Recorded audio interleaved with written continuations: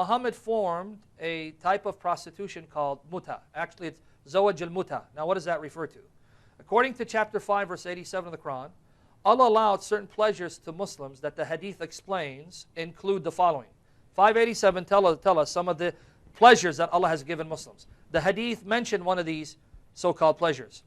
Muhammad allowed his companions to contract what he called temporary marriage, where they would meet a woman and tell her, look, I want to marry you for a period of time, 3 days, 2 days, even an hour, and I'm going to give you a sum of money, and when the time has expired, when the time is up, I'll divorce you. Do you accept?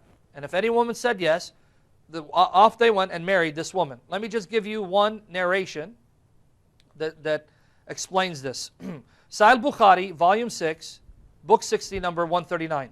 Sahih Bukhari, volume 6, book 60, number 139. Narrated Abdullah, we used to participate in the holy wars carried on by the Prophet, and we had no women, no wives with us. So he said to the Prophet, shall we castrate ourselves? They were burning with sexual desire, and they asked, should we castrate ourselves?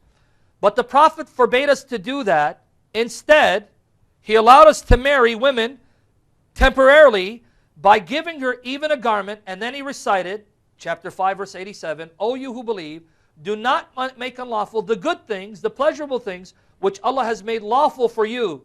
So what was Muhammad's solution? Instead of saying, pray to Allah for the power of the Holy Spirit, pray to Allah to give you the strength to overcome your sexual desires.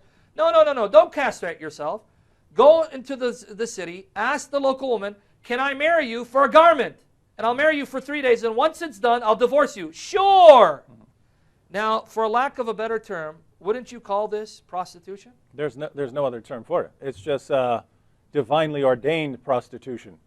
So if you have captives, you can rape your female captives. If you don't have captives because you haven't finished the battle yet, well, you can just go get a couple of women to agree to temporary marriage. We'll marry each other for an hour or a day or something like that. What's sad is, as we've pointed out before, these teachings have practical consequences, and this is still going on. I've posted on my blog that this is still going on in Egypt. This is going on in Syria. This is going on among Syrian refugees, where their husbands are going out waging jihad. Women are at home with their daughters. They can't even feed themselves, and they're selling their daughters to wealthy Saudis for temporary marriage, muta.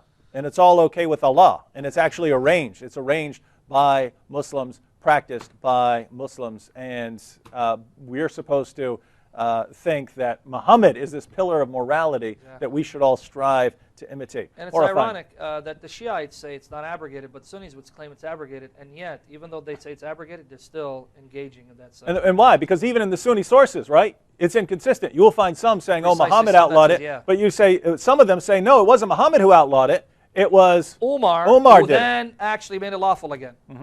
Yeah. So the point is, if you're going with the Sunni sources, you can pick and choose, and so if you want to practice muta, you can certainly find justification there.